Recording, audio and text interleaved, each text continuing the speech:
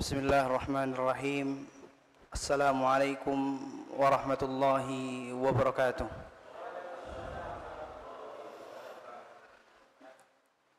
Alhamdulillahi rabbil alamin. Wa bihi nasta'inu ala umuri dunya waddin. Ashhadu an la ilaha illallah wa ashhadu anna Muhammadan abduhu wa rasuluh. La nabiyya ba'da amma ba'du. Allah Subhanahu wa ta'ala berfirman, Ya ayyuhalladzina amanu taqullaha haqqa tuqatih wa la tamutunna illa wa antum muslimun. Ya ayyuhan nasu taqu rabbakumul ladzi khalaqakum min nafsin wahidah wa khalaqa minha zawjaha wa batha minhuma rijalan katsiran wa nisaa'a wattaqullaha alladzi tasaaluna bihi wal arham innallaha kana 'alaikum raqiba. يا أيها الذين آمنوا اتقوا الله وقولوا قولا سديدا يصلح لكم أعمالكم ويغفر لكم ذنوبكم ومن يطع الله ورسوله فقد فاز فوزا عظيما. أما بعد. Di pagi yang berbahagia ini insyaallah kita akan membahas kajian tematik dan temanya insya Allah ringan, yang berkaitan juga dengan acara yang insya Allah kita lakukan pada hari ini. Ya, saya dapat kabar kemarin itu katanya mau ada tanding bola, iya Pak? Iya, sama bakar-bakar. Nah, insya Allah temanya adalah indahnya berteman dengan orang-orang saleh.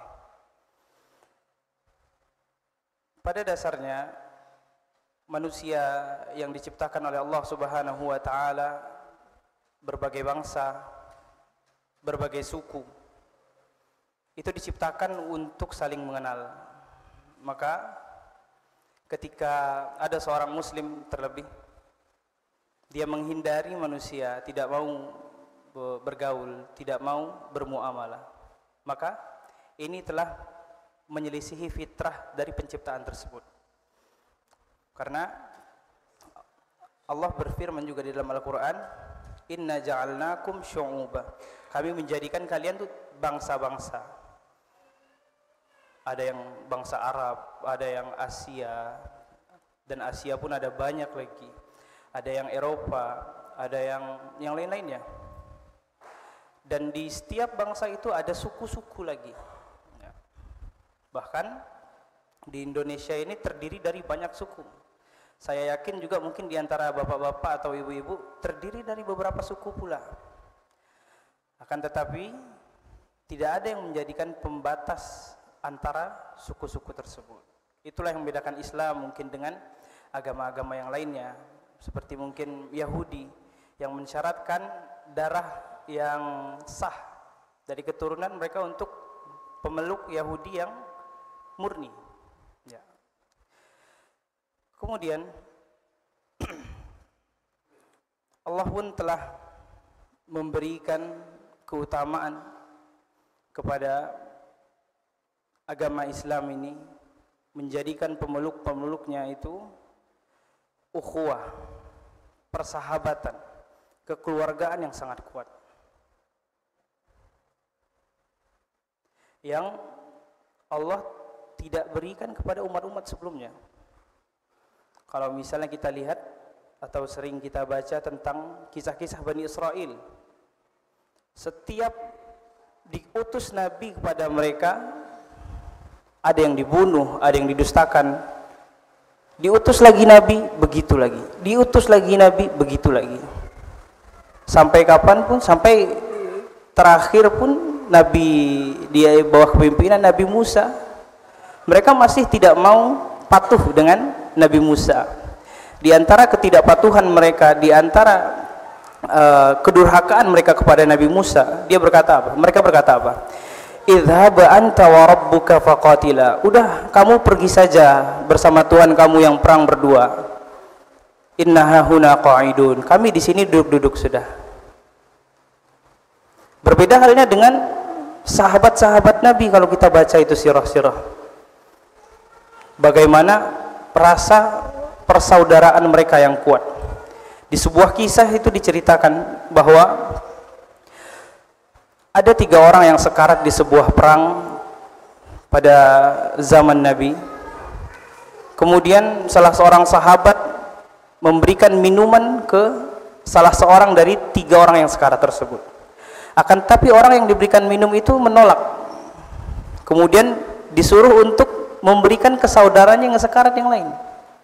Kemudian yang kedua menolak, disuruh berikan yang ketiga, sampai ke yang ketiga disuruh berikan ke yang pertama.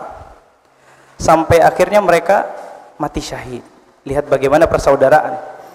Kalaulah bukan karena persaudaraan yang kita jalin bersama sampai hari ini, kita tidak mungkin bisa berkumpul di dalam masjid ini. Kita tidak mungkin bisa bertetangga dengan keyakinan yang sama, dengan kekeluargaan yang sama. Kalau bukan karena persaudaraan di dalam agama ini, Islam tidak akan pernah berdiri. Karena saya ingat sekali ketika guru saya itu berkata, guru saya orang berbangsa Arab pada saat itu, dia kagum melihat orang-orang Indonesia yang belajar. Apa katanya? Rabitatud din aqwa min rabitatin nasab. Bahwasanya ikatan di dalam agama itu lebih kuat daripada ikatan nasab. Sering kita lihat, bahkan mungkin terkadang di sebagian dari kita, dan mungkin ini juga sebuah renungan bagi kita, kita dengan saudara sedarah kita, dengan paman atau keponakan atau kesamping, itu agak renggang. Kita justru lebih dekat dengan teman-teman kita yang ikut kajian bersama kita, yang berjuang bareng dengan kita. Dan itu adalah bukti bahwa memang ikatan yang dijalin karena agama itu lebih kuat dibandingkan ikatan yang dijalin karena darah saja. Makanya di dalam sebuah Al-Quran itu Allah Subhanahu wa Ta'ala berfirman, Al-akhilla, para saudara, yauma idzin ba'duhum li ba'din adu, semuanya itu akan berperang, berebut pada hari kiamat. Kenapa? Karena tidak dilandasi dengan keimanan. Illal muttaqun, kecuali orang-orang yang bertakwa. Maka beruntunglah bagi siapa saja yang menjalin silaturahim antara kerabat-kerabatnya, menjalin ukhuwah dengan teman-temannya di atas landasan agama, yaitu agama Islam. Dia telah mendapatkan banyak keutamaan. Di dalam sebuah ayat pun disebutkan di dalam surat Al-Hujurat ayat 10, innamal mu'minuna ikhwatun fa aslihu bainahuma, sesungguhnya di antara kaum muslimin itu adalah saudara, maka jika ada perseteruan antara dua kaum muslimin atau lebih, lerai mereka, ya, adili mereka dengan seadil-adilnya. Ya. Ini menunjukkan juga kepada kita bahwa Islam itu tidak pernah terbatas dengan mazhab, dengan kelompok, ya. Karena ketika mungkin kita bisa contohkan dengan apa yang terjadi dengan teman-teman kita yang ada di Timur Tengah kebanyakan, ketika perang itu berkecamuk, ketika orang-orang kafir itu sudah ingin menaklukkan kita, apakah kita masih berpikir, oh ini beda masjid sama saya, ini bukan tetangga saya? Sudah bukan itu lagi yang kita pikirkan. Akan tetapi kita berada di bawah bendera yang mana? Bahwa yang harus kita pikirkan adalah kita sesama muslim harus menjalin ukhuwah. Yang perlu digarisbawahi tadi, ukhuwah tidak pernah dibataskan dengan perbedaan-perbedaan yang ada. Selagi melekat nama Islam di dalam orang tersebut, maka secara mutlak dikatakan kepadanya, kamu adalah saudaraku di dalam agamaku. Kemudian di dalam sebuah hadis Nabi SAW bersabda, ya ayyuhan nas, ketika khutbah Nabi berkata kepada sahabatnya, "Ya ayuhan nas, wahai para manusia, innama ilahukum wahid, sesungguhnya Tuhan kalian itu satu. Wa inna abakum wahid, sesungguhnya ayah kalian itu satu, yaitu Nabi Adam. Kullukum li Adam wa Adamu min turab, kalian itu terlahir dari Nabi Adam, dan Nabi Adam itu dari tanah. Inna akramakum indallahi atqakum, sesungguhnya orang yang paling mulia di antara kalian adalah orang-orang yang bertakwa. Walaysa li'arabiyyin 'ala a'jamiyyin fadla, dan tidak ada pembatas yang lebih utama antara orang-orang Arab dan juga orang-orang ajam, orang non-Arab. Ala hal balagh, apakah aku telah menyampaikan itu kepada kalian? Qalu na'am, para sahabat berkata, na'am, iya wahai Rasulullah sallallahu alaihi wasallam. Falyuballighish syahidul ghaib, maka orang yang menyaksikan apa yang aku katakan beritahu kepada teman kalian yang tidak datang pada hari itu. Menunjukkan tidak ada batasan antara ras, antara suku. Kalau misalkan kita baca di dalam sirah salah seorang sahabat keturunan Persia, kalau saya tidak salah, Salman Al-Farisi, yang dia datang dari jauh mencari kebenaran karena dia belajar dengan seorang pendeta yang kebetulan memang pendeta ini masih lurus pada zaman itu. Dia belajar ke beberapa pendeta, disarankan untuk pergi ke pendeta yang lainnya, sampai dia bertemu pendeta yang lurus yang terakhir yang ada pada saat itu. Dikatakan kepada dia ciri-ciri Nabi Muhammad SAW begini. Nah, sampai dia pergi pada saat itu ke kota Makkah atau Madinah dengan membayar kafilah. Orang yang pergi dagang dari Persia pergi ke tanah Arab. Akan tapi dia ditipu dan dijadikan budak. Sampai akhirnya dia mendengar kabar bahwa ada seorang laki-laki dengan ciri-ciri yang dia hafal itu ada. Dan dia pun memberanikan diri untuk bertemu kepada Nabi Muhammad SAW. Yang pada saat itu dia adalah budak, akan tapi dimerdekakan oleh sahabat yang lain pada saat itu, membantu iuran buat memerdekakan Salman. Lihat bagaimana persaudaraan yang kuat terjalin bukan karena suku. Wah, kalau misalkan mereka hanya berlandaskan ego dan juga rasis kepada yang lainnya, pasti mereka akan mengatakan, ah, kamu bukan orang Arab, ngapain kamu kesini? Kamu bebaskan saja diri kamu sendiri, ngapain kami capek-capek membayar kamu? Ya. Dan kita tahu dan sangat diketahui bahwa budak itu pada zaman dahulu bukan hal yang murah. Ya. Mungkin kita bayangkan saja tiba-tiba datang orang asing meminta kepada kita pada hari ini sejumlah uang yang besar, dan kita tahu dia muslim. Apakah kita akan memberi kepada dia? Belum tentu itu bisa terjadi pada zaman ini. Akan tapi iman yang ada pada saat Nabi Muhammad SAW masih hidup itu berbeda dengan iman yang ada pada hari ini tentu.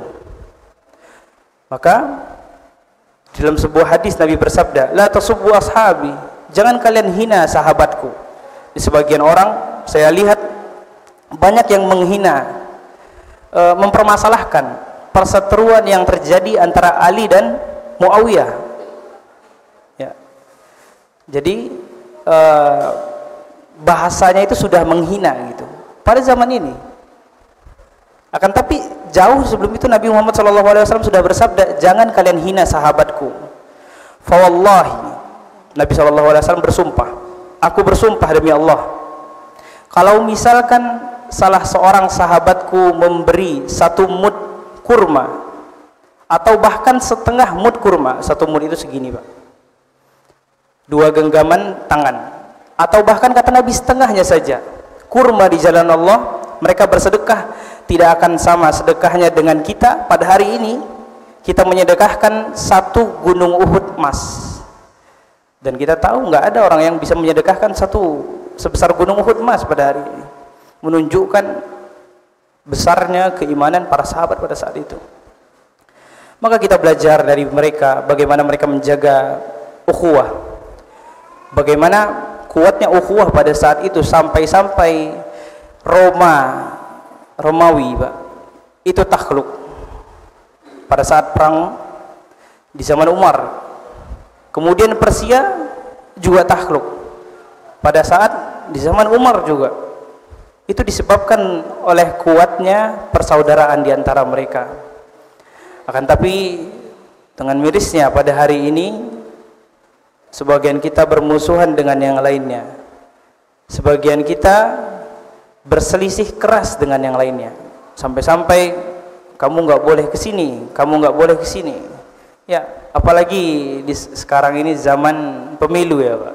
Wah, sebagian itu saya lihat perbedaan pilihan saja itu sudah bisa menimbulkan perselisihan di sebagian tempat. Dan ini miris ya.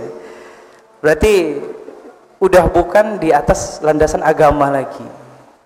Sebagian orang seperti itu, dan itu memang terjadi dari sejak dahulu. Ya. Dan itu memang terjadi.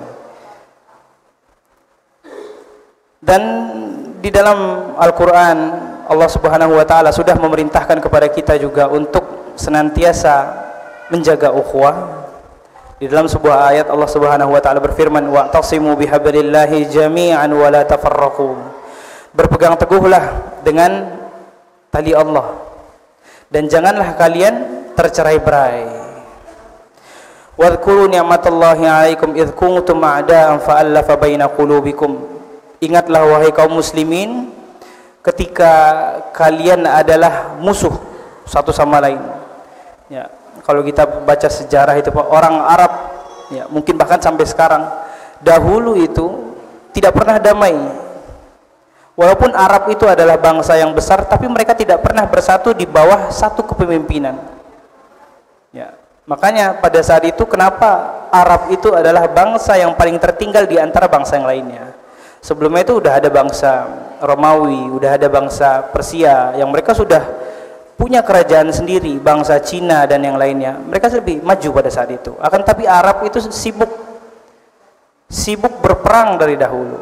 Nah, maka Allah ingatkan kepada mereka, ingatlah nikmat yang telah Allah berikan kepada kalian ketika kalian pada saat itu masih berperang, dan pada saat Islam datang kalian sudah menjadi saudara.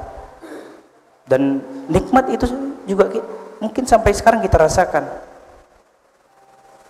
Mungkin kalau misalnya kita baca sejarah tentang Indonesia sebelum dijadikan negara, sebelum ketika masih banyak kerajaan, itu perang terus ya, perang terus.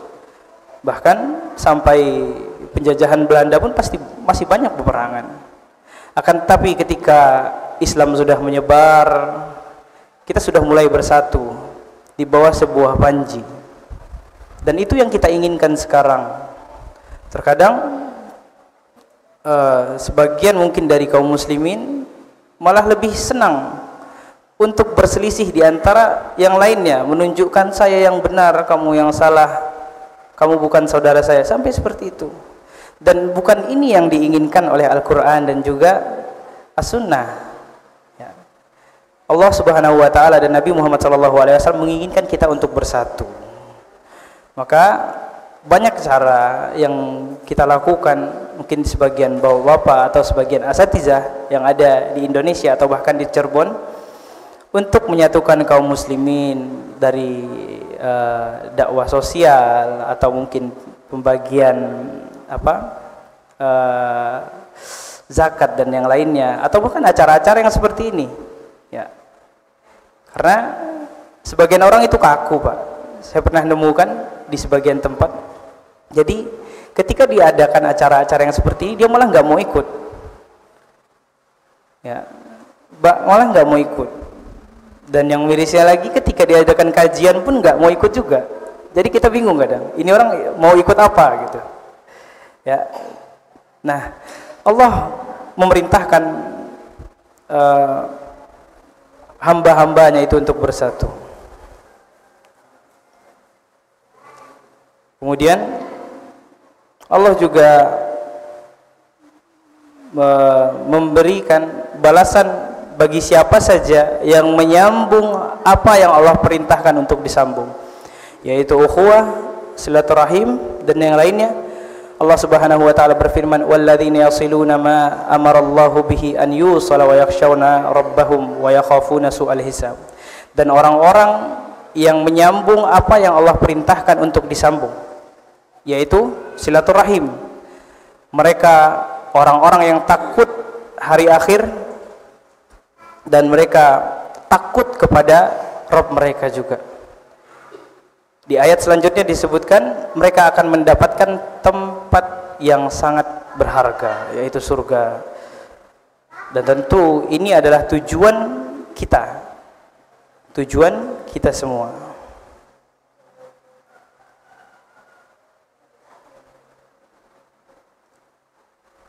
Kemudian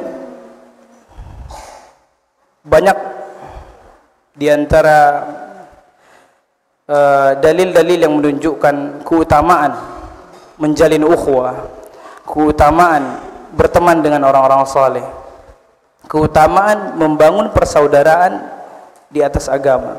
Dan juga banyak kisah-kisah, di antaranya ketika Nabi SAW hijrah dari Makkah ke Madinah, sahabat-sahabat Nabi yang ketika hidup di Makkah itu pergi meninggalkan rumah-rumah mereka, meninggalkan harta-harta mereka. Mereka datang ke Madinah tidak memiliki apa-apa dan mereka disebut kaum muhajirin. Dan orang-orang yang menetap di Madinah pada saat itu disebut kaum Ansar. Di suatu kisah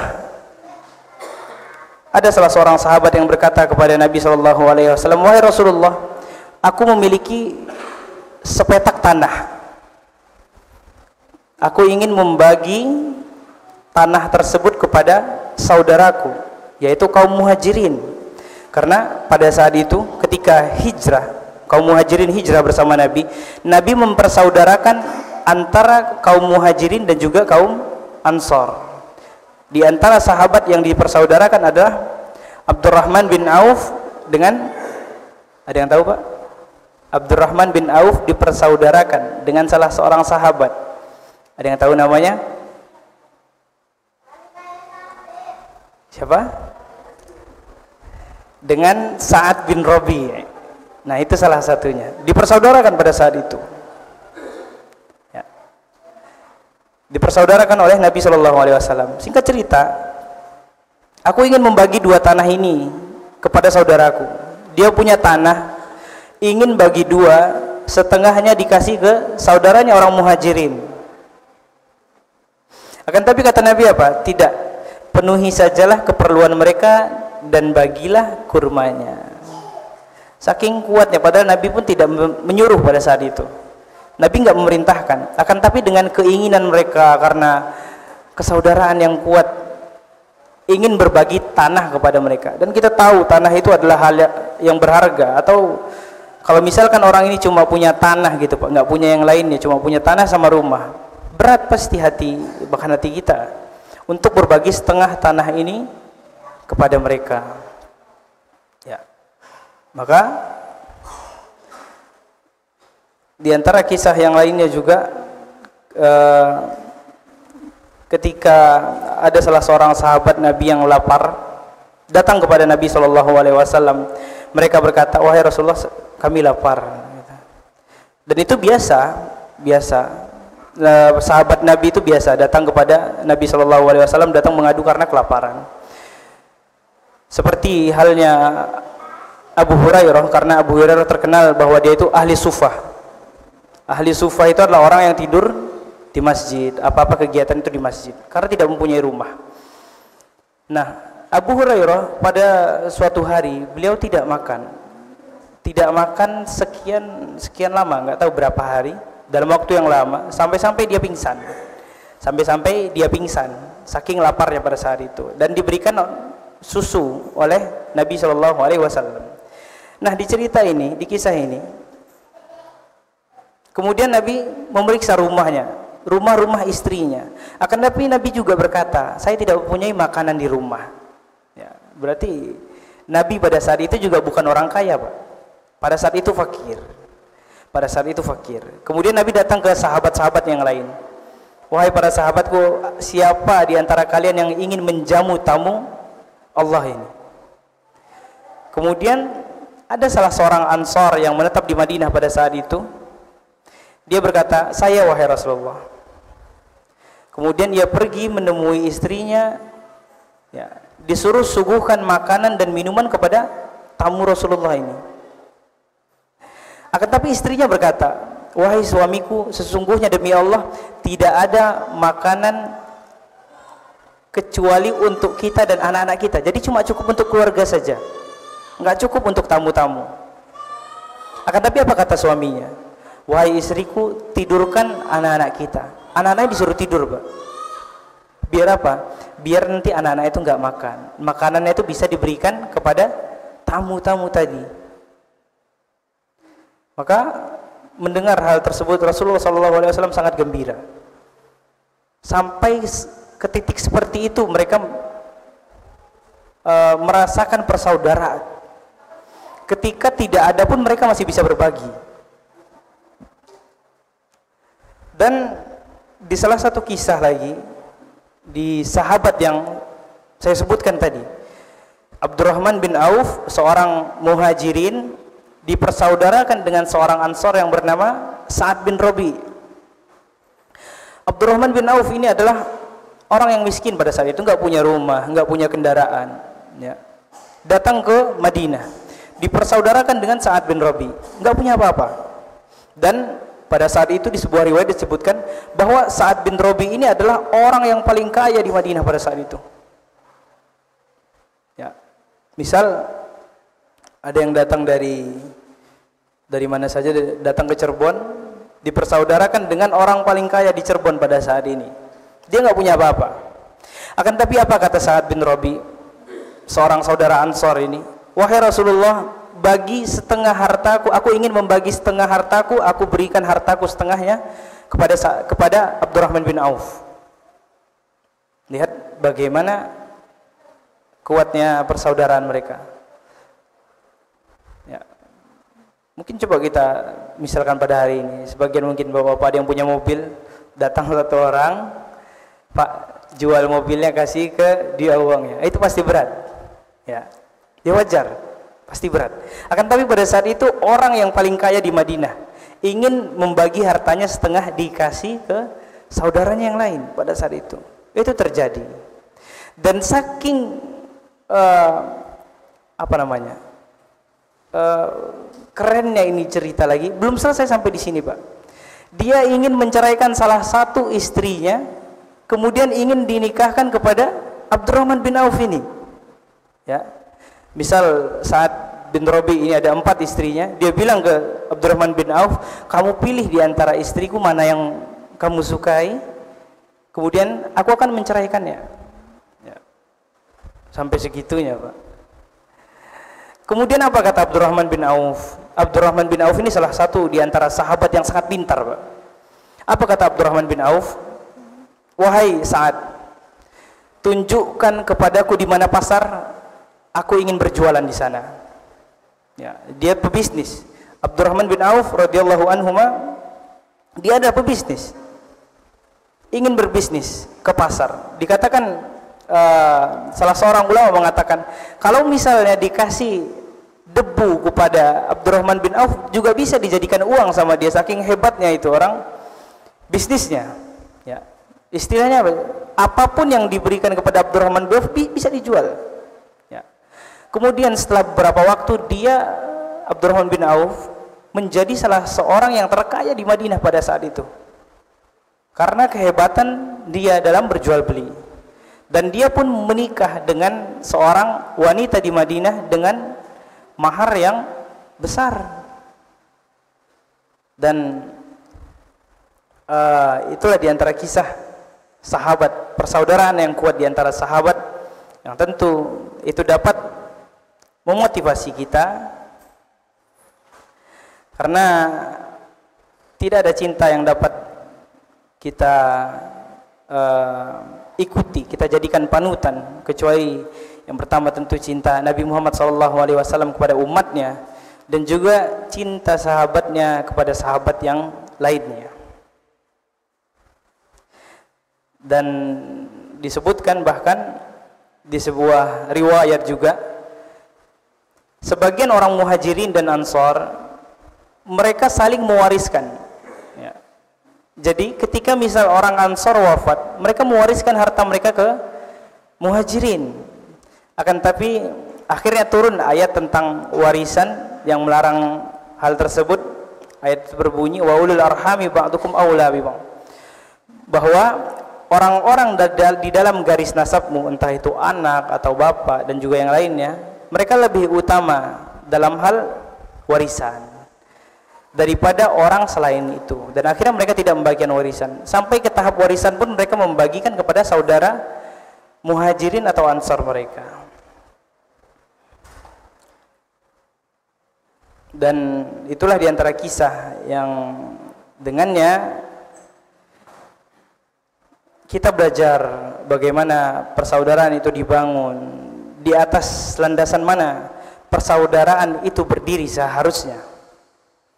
Kalau sudah persaudaraan itu tidak di atas agama, pasti dia entah itu di atas harta atau bahkan jabatan atau bahkan hal-hal yang duniawi lainnya. Dan mungkin banyak kita saksikan ketika persaudaraan sudah dilandasi oleh hal-hal selain agama dan hal tersebut sudah hilang, misal entah saudara kita itu sudah jatuh miskin atau saudara kita tersebut sudah tidak ada jabatan, maka cinta itu sudah pasti hilang. Cinta itu sudah pasti hilang.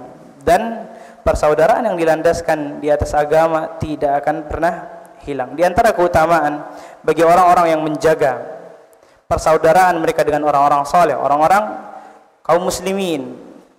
Dalam sebuah hadis dari Abu Hurairah, Rasulullah SAW bersabda, ketika pada hari kiamat Allah Subhanahu wa taala berkata, "Ainal mutahabbuna fi jalali?" Mana orang-orang yang mencintai karenaku? Orang-orang yang saling mencintai karenaku. "Al-yauma adhilluhum yauma la dhilla illa dhilli." Aku berikan naungan pada hari ini di mana tidak ada naungan kecuali naungan Allah.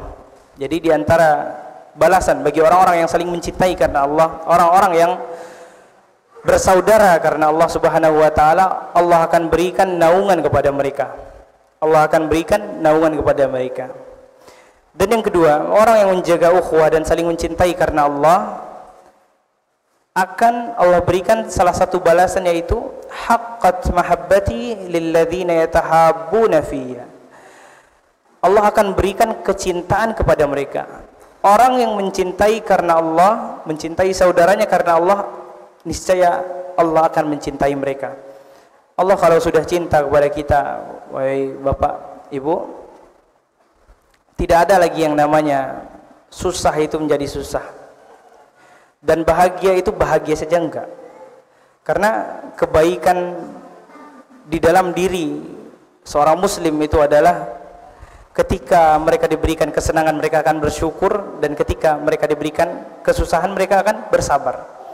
Tidak ada keburukan di antara keduanya. Begitulah orang-orang yang telah diberikan kecintaan kepada Allah Subhanahu wa taala. Dan kemudian di antara keutamaan yang lain adalah orang-orang yang mencintai karena Allah diletakkan di tempat yang mulia.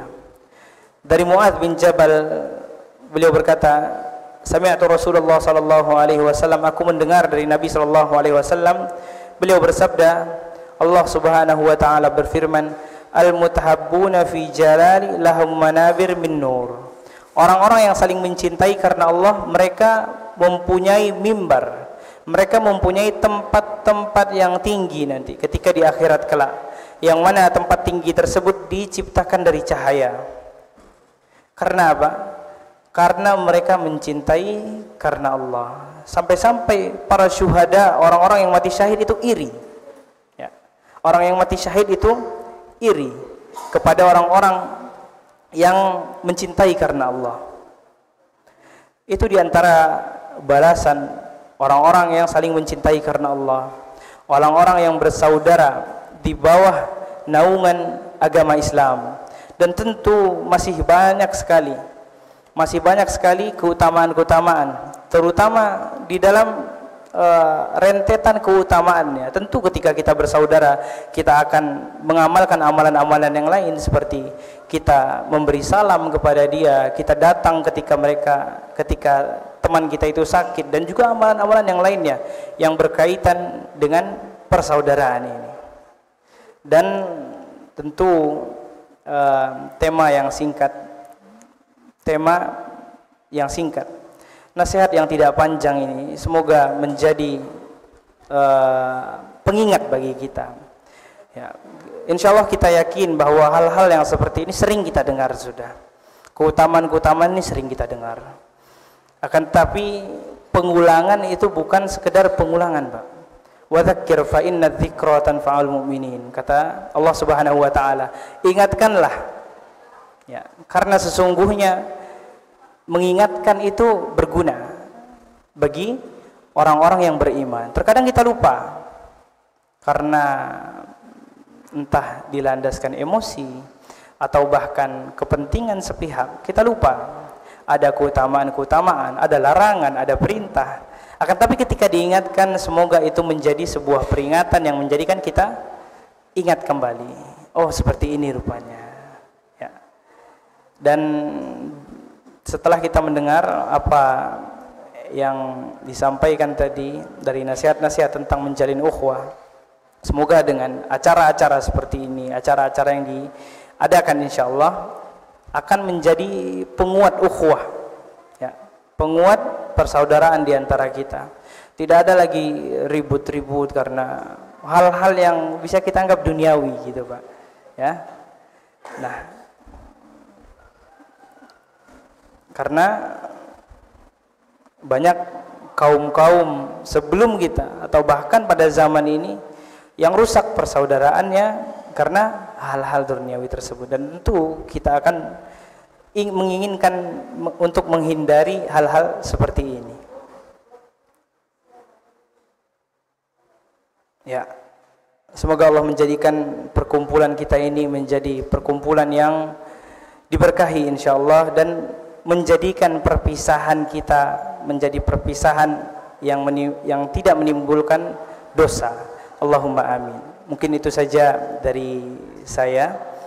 Kalau misalkan ada kekurangan dari penyampaian atau tutur kata, saya mohon maaf. Ada pertanyaan, Pak? Ya, silakan, Pak.